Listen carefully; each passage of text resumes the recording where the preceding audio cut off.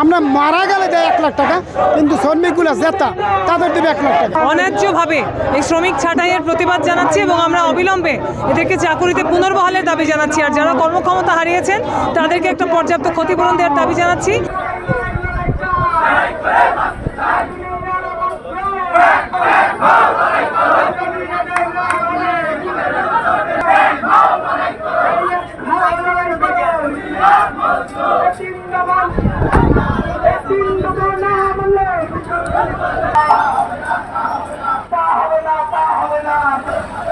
City corporation 160 জন পরিচ্ছন্নতা কর্মীকে কোনো রকম ক্ষতিপূরণ দেওয়া ছাড়া, কোনো রকম নোটিশ দেওয়া ছাড়া ছাঁটাই করেছে।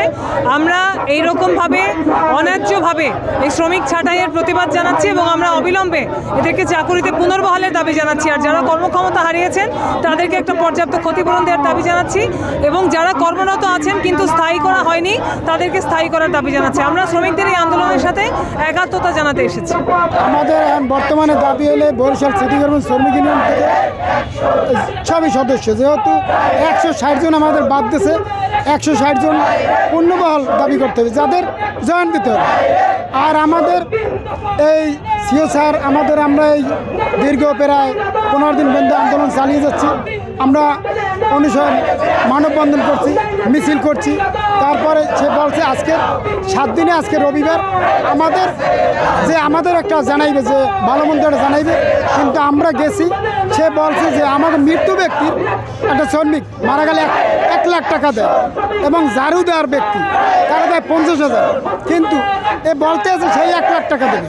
আমাদের এদের তো জেতা থেকে মারিয়ে ফেলাইছে। আমরা মারা গেলে দেয় 1 লাখ টাকা, কিন্তু শ্রমিকগুলো জেতা তাদের দেবে 1 লাখ টাকা। এই আন্দোলন হলো আমাদের কিছু বলা নাই, কওয়া নাই।